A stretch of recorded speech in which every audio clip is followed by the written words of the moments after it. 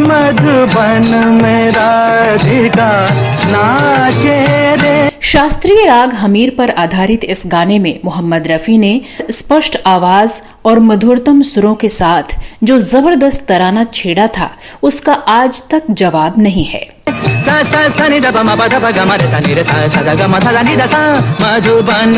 Film Kohinoor का ये गीत शास्त्रीय संगीत के सम्राट माने जाने वाले महान संगीतकार नौशाद की अत्यंत सुंदर रचना है।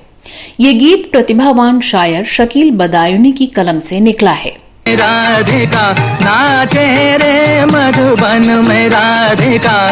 इस गीत में सितार पर अब्दुल हलीम जाफर खान ने अनोखी झनकार बजाई और इस गीत में पंडित श्यामता प्रसाद के तबले की जोरदार साथ रसिकों को मोहित कर जाती है।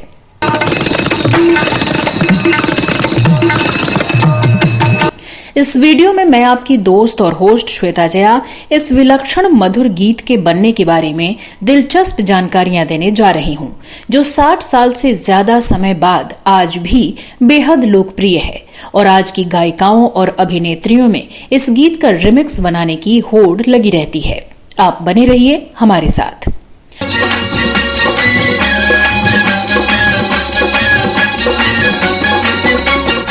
दोस्तों, साल 1960 की बात है।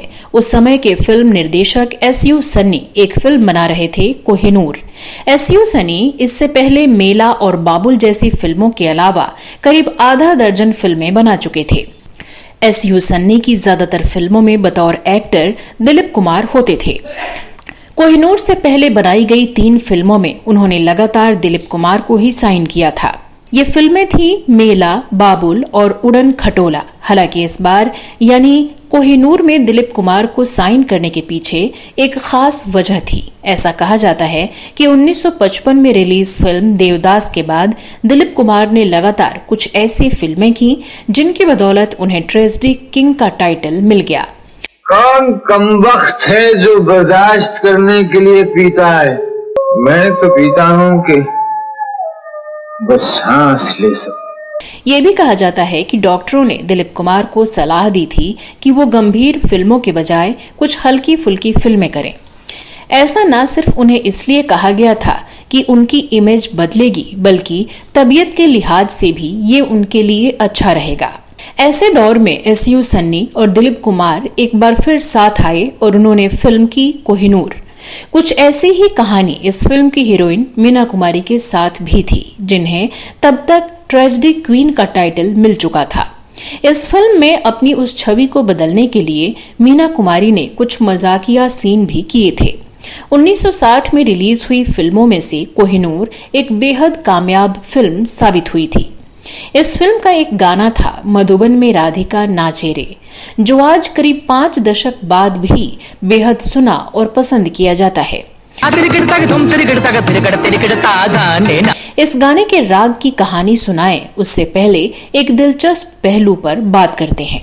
अगर आप इस गाने को याद करेंगे तो पाएंगे कि करीब 7 मिनट के इस गाने में शुरू के करीब 4 मिनट तक दिलीप कुमार के सामने एक सितार रखा हुआ है जिसे वो बजा नहीं रहे हैं।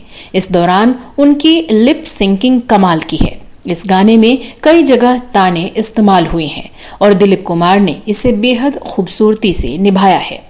इसके अलावा गाने में जहां जहां सम आता है वहां दिलीप कुमार बेहतरीन अभिनय करते हैं।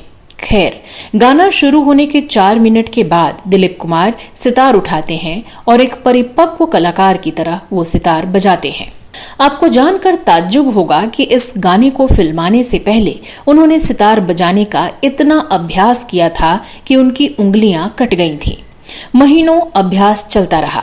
फिल्म का संगीत नौशाद ने तैयार किया था और ये नौशाद साहब की चाहत थी कि स्क्रीन पर जब दिलीप कुमार सितार बजाएं तो वो नौसिखिया ना लगे। आज के दौर के कलाकारों को ये जानना समझना चाहिए कि उस दौर की फिल्मों में अपने अभिनय को लेकर अभिनेता कितने गंभीर होते थे। दिलीप कुमार ने भी बकायदा सिर्फ इस गाने के लिए सितार बजाना सीखा था। साथ ही अगर आप इस गाने को ध्यान से देखेंगे तो 4 मिनट और 50 सेकंड के करीब एक और दिलचस्प बात पर गौर कीजिएगा। दरअसल इस गाने में नौशाद साहब ने एक और प्रयोग किया था। उन्होंने जल तरंग की आवाज निकालने के लिए चीनी मिट्टी के अलग अलग आकार की कटोरियों का इस्तेमाल किया है, जिसे एक व्यक्ति छड़ी से बजा रहा है और उससे निकलने वाली आवाज गाने को और खूबसूरत बनाती है।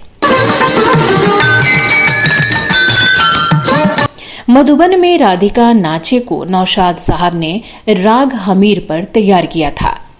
दिलीप कुमार ने नसरीन मुन्नी कबीर को दिए गए एक इंटरव्यू में बताया था कि इस गीत में एक तराना बहुत ही कठिन था। दिलीप कुमार ने कहा कि इस गीत पर अदायगी के लिए बहुत प्रैक्टिस और अध्ययन की जरूरत थी।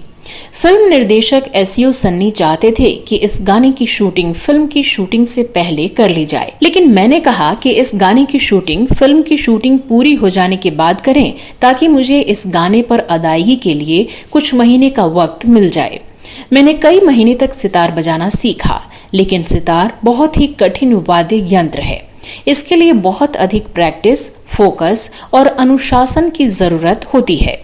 लेकिन मैं कहना चाहूंगा कि हालांकि मधुबन में राधिका नाचे रे बहुत ही कठिन गीत है, लेकिन मेरे करियर का ये वो गीत है जो मुझे बहुत पसंद है।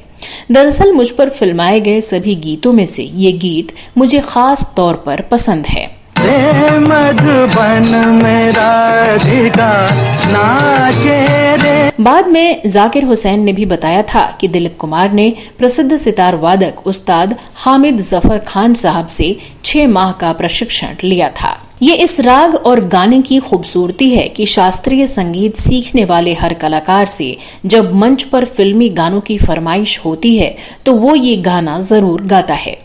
ये गाना मोहम्मद रफी को भी बहुत अधिक पसंद था और वो अपने कार्यक्रमों में इस गीत को जरूर गाते थे और ये भी बताते थे कि ये गीत किस शास्त्रीय राग पर आधारित है। मधुबन में राधिका नाचे रे। आपको बता दें कि कोहिनूर के इस गाने के अलावा लोकप्रिय भजन श्री रामचंद्र कृपालु भजमन भी शास्त्रीय राग हमीर पर ही आधारित है। इस भजन को 1942 में रिलीज हुई फिल्म भरत मिलाप में भी इस्तेमाल किया गया था, जिसका निर्देशन किया था विजय भट्ट ने, जिन्होंने बाद में बैजू बावरा, गूंज उठी शहनाई, हरियाली और रास्ता और हिमालय की गोद में जैसी फिल्में भी बनाई। जहां तक राग हमीर के शास्त्रीय पक्ष की बात है तो राग हमीर की उत्पत्ति कल्याण थाट से मानी जाती है। इस राग में दोनों म का इस्तेमाल किया जाता है। इसके अलावा बाकी सभी सुर शुद्ध लगते हैं। इस राग की जाति संपूर्ण मानी गई है। इस राग का वादी सुर ध और संवादी सुर ग है। राग हमीर को गाने बजाने का समय रात का पहला प्रहर है। राग केदार और राग कामोद को इस राग के करीब माना जाता है। तो दोस्तों, इस गीत के बारे में आप क्या कहना चाहते हैं? शास्त्रीय रागों पर आधारित कौन से गीत आपको सबसे अधिक पसंद है? ये वीडियो कैसा लगा कमेंट बॉक्स में जरूर बताएं। अगले वीडियो में मैं फिर फिल्मों, गीतों और फिल्मी हस्तियों से जुड़ी जानी अनजानी जानकारियां लेकर हाजिर हो जाऊंगी। तब तक के लिए नमस्कार।